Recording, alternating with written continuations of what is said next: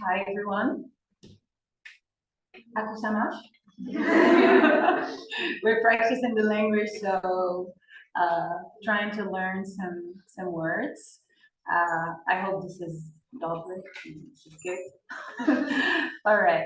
So my presentation is on paradigm nature, ecosophy, anti-literature, and ecological entropy in Samuel Beckett's Nohow On.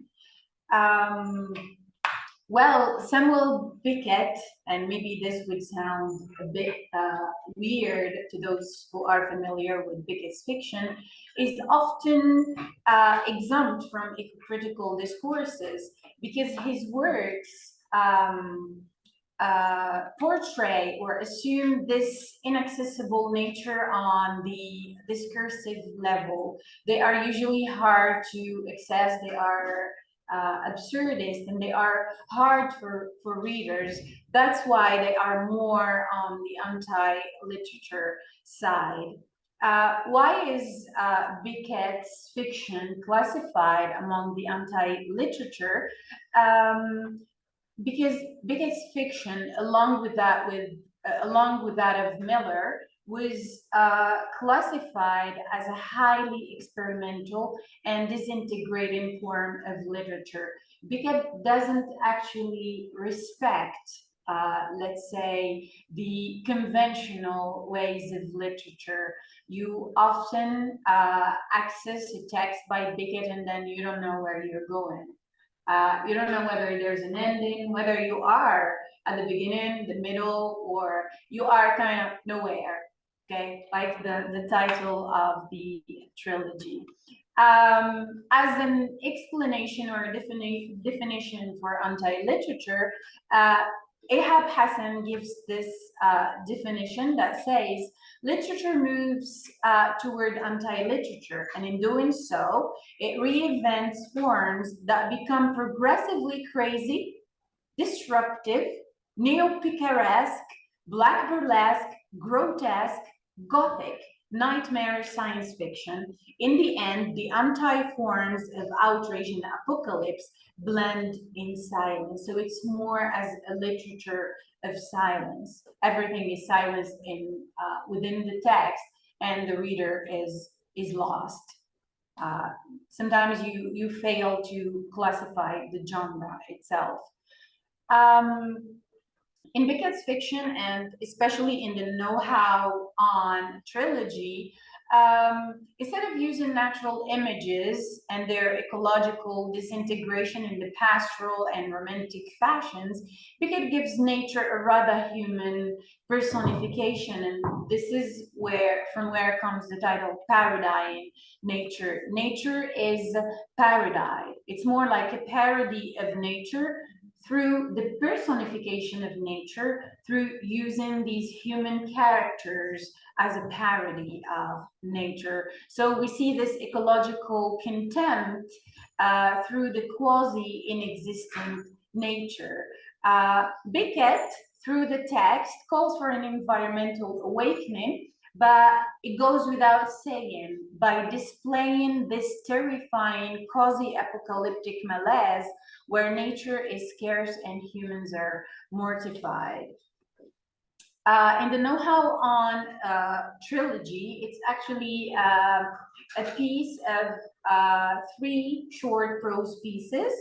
Beckett presents a worsened world where there is no more sky, earth, or nature. There is no more sky or earth. Sorry, I wrote sky twice.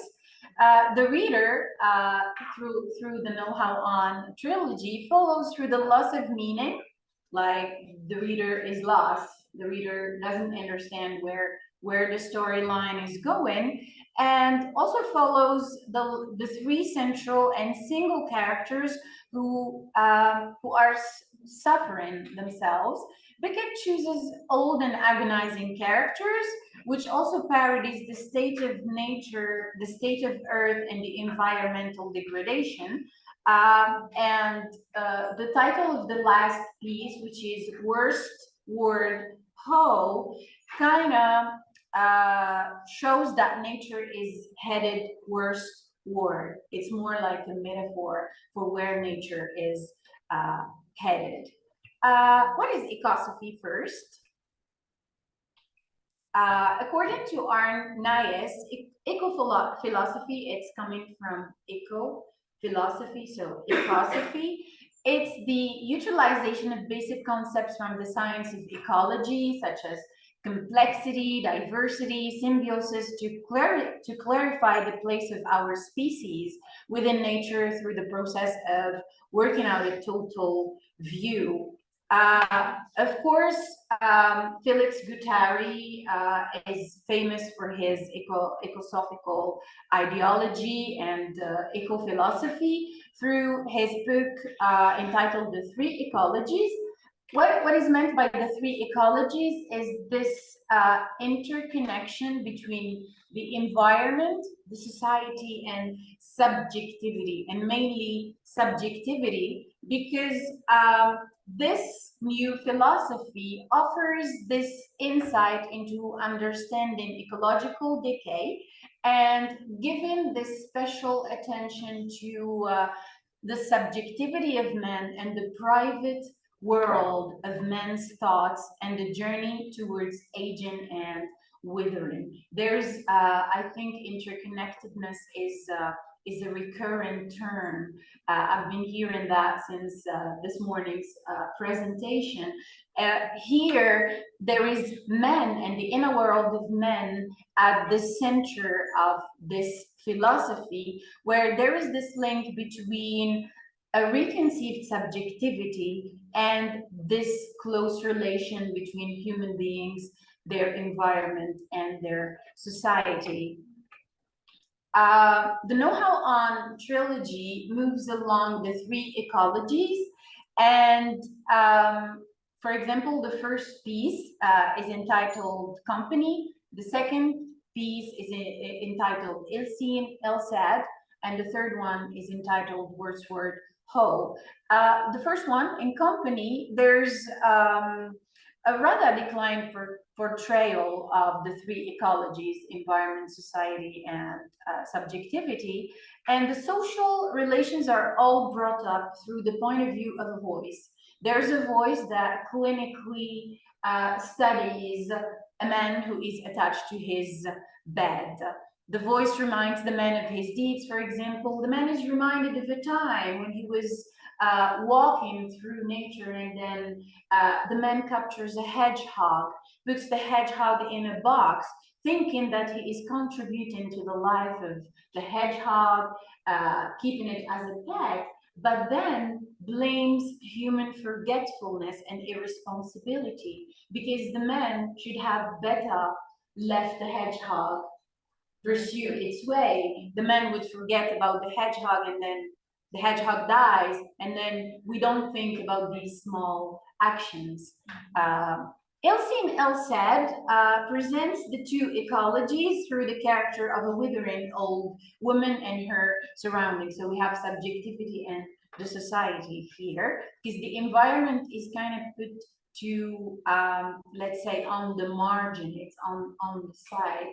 We don't see much of it in the text, but the woman parodies nature. We feel that the withering woman is nature itself. Worstward Ho has one ecology, which is the ecology of a disturbed individual man, because I would like to challenge you, if you'd like to take a challenge, and try to read Worstward Ho.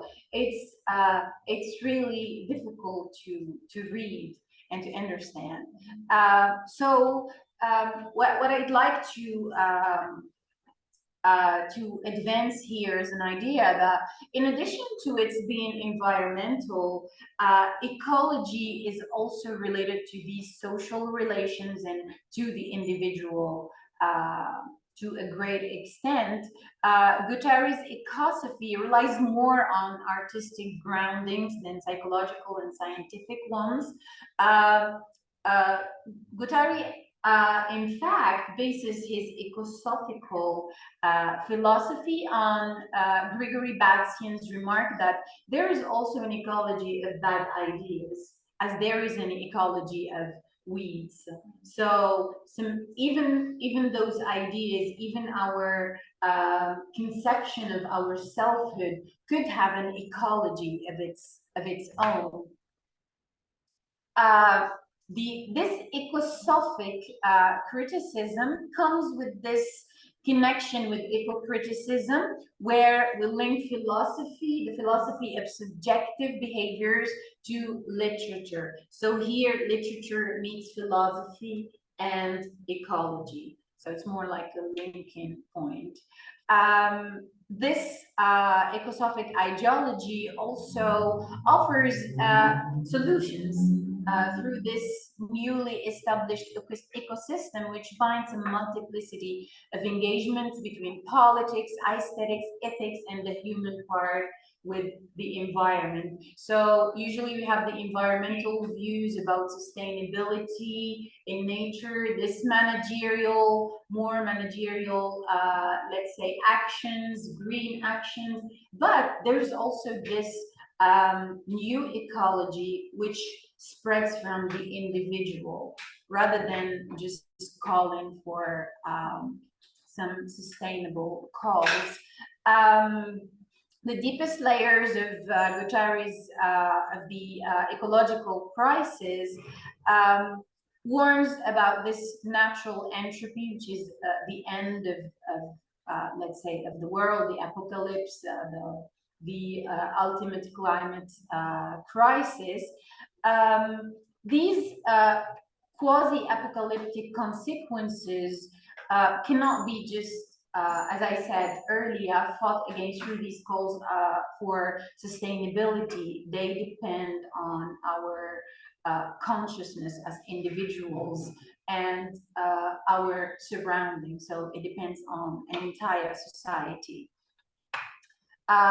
This ecological or ecosophic ideology also relates these disasters to subjectivity and this newly established ecosystem, which binds, again, this multiplicity of engagements between politics, aesthetics, ethics, and the human part and the individual. So this is the heart of it.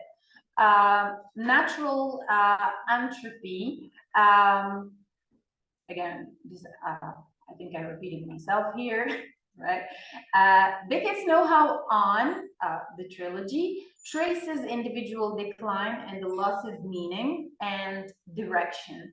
The malaise and this angst and this existential problems, the absurdity of things that the character go through is projected against the larger environment. So it's a microcosmic illustration against the macrocosmic dilemma as regards the larger community and the larger environment. We have schizophrenic characters, we have these problems, we have unnamed characters that are part of the ends of Beckett, because Samuel Beckett has this tradition of mostly unnamed characters.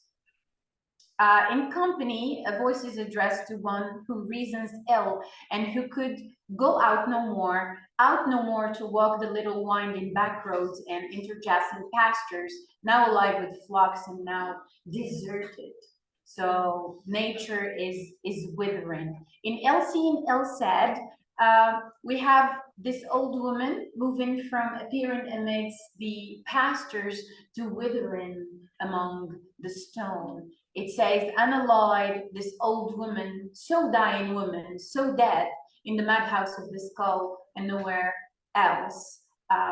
The agonizing woman, in her personification of nature, becomes no more, same way as nature is becoming no more, and urges the question, is it to nature alone it owes its rough-hewn air, or to some too human hand forced to desist? So we see that the human factor is always important, always to blame. The absurdly dying woman expresses strong bonds with natural images in their no more state. And this is actually, and as weird as it would sound, not completely absurd, even though we are in an absurd text by Beckett. Her apocalypse becomes the entropy of her natural surroundings. And so the grass, the lamps, the flowers all turn into stones the way she turns into bones. So we have this analogy, we have this parody, as if the woman is the actual personification of nature, and the ashen body starts leaving Earth gently, gently, the way the climate changes happening gently, gently. Worstward Ho suggests doom and cataclysm, and it is a confusing piece, as I told you, and I challenged you to try and read it because it disturbed me to a great extent.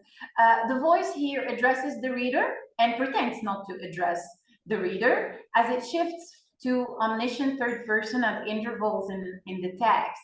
The voice commands you. Say a body, where none, no mind, where none, that at least a place where none, for the body to be in, moving out of, back into, no out, no have. So as disturbing and as confusing as the text could get, it suggests this worstward direction.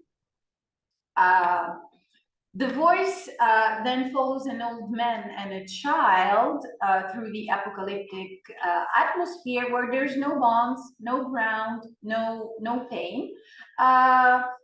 Everything starts to disappear and to lose essence. The voice comments again, say child gone, as good as gone, from the void, from the stare, void then not that much more, say old man gone, old woman gone, as good as gone. And then we conclude that Worstward Ho links the three pieces together, like there's no company, everything is ill said, ill seen, ill said, and heading worstward. I would just jump here. I think I'm exceeding the time. Yeah, we have. Oh, all right. I still have time. Okay, so linking these agonizing agents to this ecosophical point of view would lead us to ask some questions as regards this the possible impact of these characters on their environment. Like one of the questions my paper asks, would these three absurdly dying humans be able of conceiving any thoughts related to sustainable ecological goals?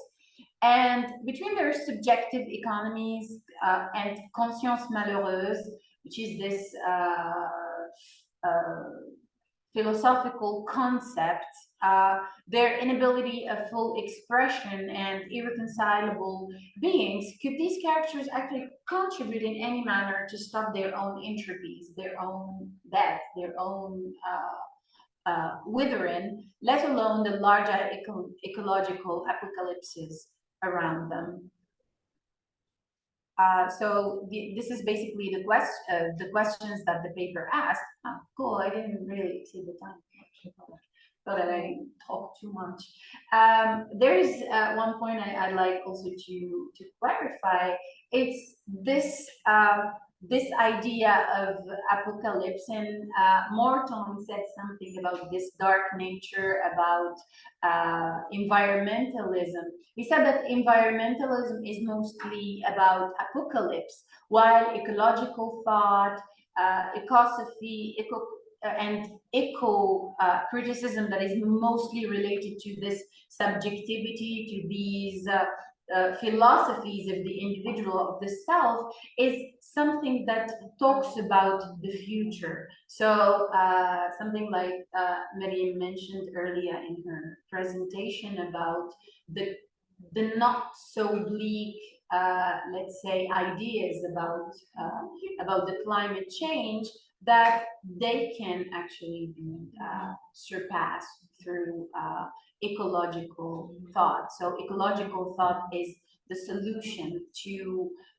maybe go through an extreme climate change. Maybe it's inescapable, maybe it is imminent, but ecological thought and ecosophy gives this ideology that why not? Let's go through it and see what happens next. It doesn't mean that we should contribute to it, though. All right? Thank you very much for your patience.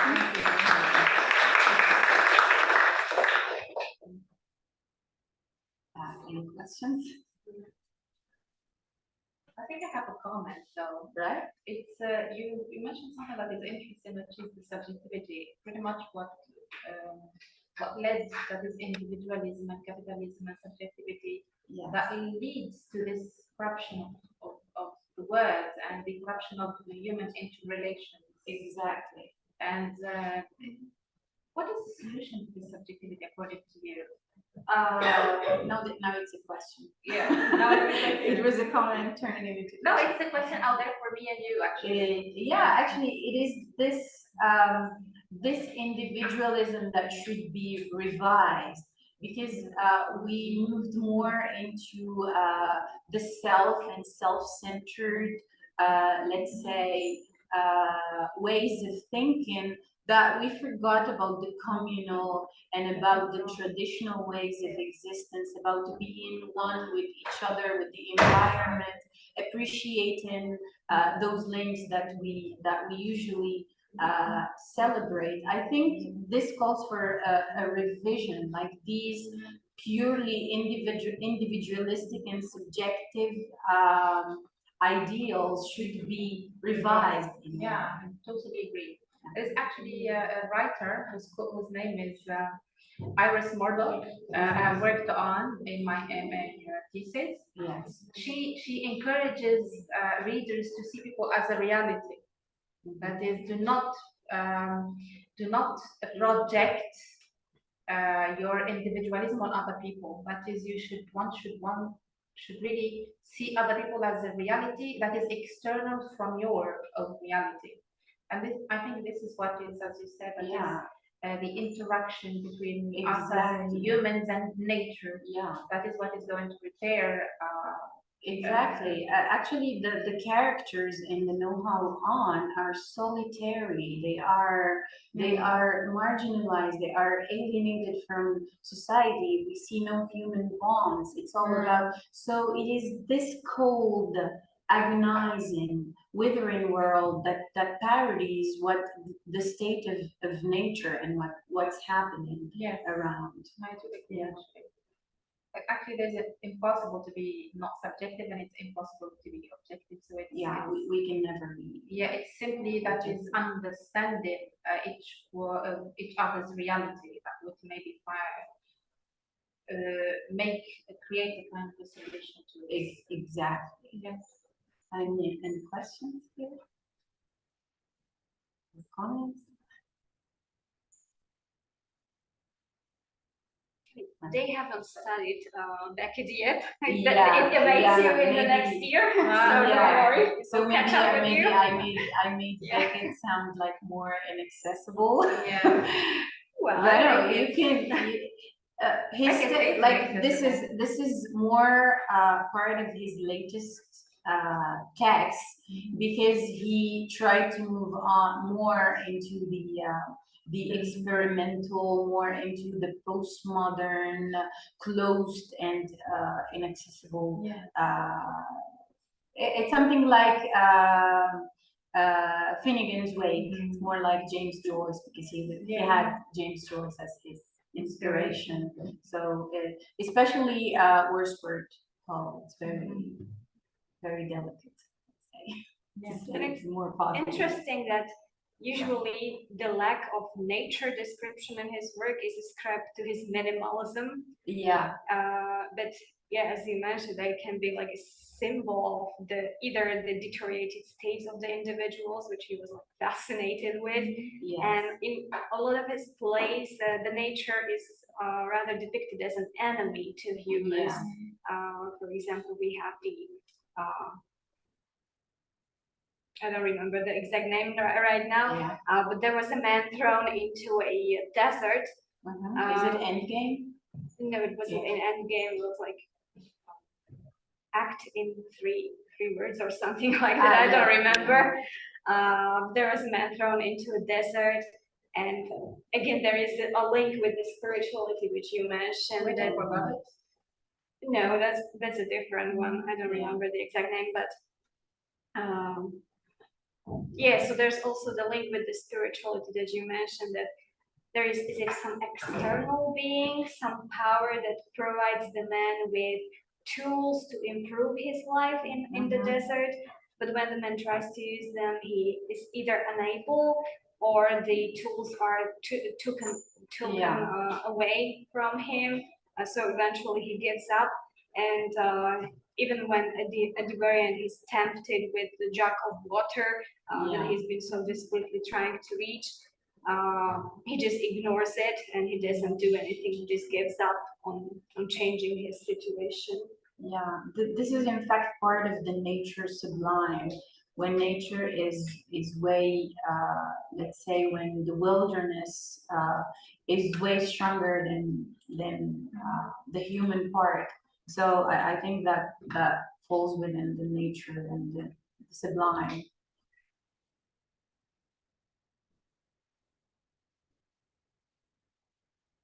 Trying to find out the name of the play. He also has another collection. Act Without Words. Act Without Words. He has another collection called More Tricks Than Pricks, or More Tricks Than Pricks. Must be one out of the other. It also like presents a character. It's inspired by mythological characters and the names, especially of the characters. And also they follow through their lives, and always nature, you feel that nature is on the side, as if it's there's always this parody of nature. Like they assume, the characters assume the role of nature, maybe in trying to conquer it. So they try to beat it. I see we have an online question. So Rasim. Right. Yeah. Rasim. I can't see you. There is Nebiha as well. Nebiha as well. Hi. So happy to see These are our students, by the way. Hello. Hi. I can't see. I hope you are doing well. We're doing great. Mamsa Dobry. We cannot get that. I know. Thank you. Hello. I know I'm pranking him. Yes, Rasim? Well, thank you so much. Thank you so much for this presentation. Well, both of you, with Mr. Bell and you, presented something very new, especially this ecosophy idea and concept. For me, it's very new. It's very new. I have no idea about it. I'd like to ask you, what was the inspiration behind writing this paper? All right. That's an excellent question. Yeah. Actually, the inspiration was coming through the notion of anti-literature as I was doing my PhD dissertation, and it actually fascinated me. And then I found out that Beckett and Miller were like the advocates, or let's say the best representatives of this anti-literature. Then I started reading. I also came across the works of Felix Guttari, mainly 1,000 Plateaux, and it showed this microcosmic and macrocosmic divisions, and also his philosophy about nature. Then I discovered that he has a text entitled Chaos Cosmos, and he introduced this idea of ecosophy, and then the three ecologies, in which he actually explained it in terms of the eco stands for ecology and also economy. So it's the economy and ecology of the individual, and they try to create this new ontology. So this was mainly the inspiration for for this article or this presentation, because I'm writing an article on this as well, paper. All right. I hope this answers your question. Thank you so much. Thank you. Yes, thank you so much. Thank you. Anything else here? Okay, so thank you very much for Thank the you. presentation. Thank you. Yes. Thank you for having us. Thank you for Yes. attending. Nabiha, right, a great presentation from both of you. Thank you. I'm just happy to have the privilege of hearing it. I should say please thank you as well. Sending Thank you, heartfelt Nabiha. congratulations. Yeah. Thank you. Very nice. One of our top students. Yeah, maybe maybe they also participated last year. Yeah, they did actually. I think so. Yeah. And they participated in our coil sessions Yes. as a part of our Erasmus project.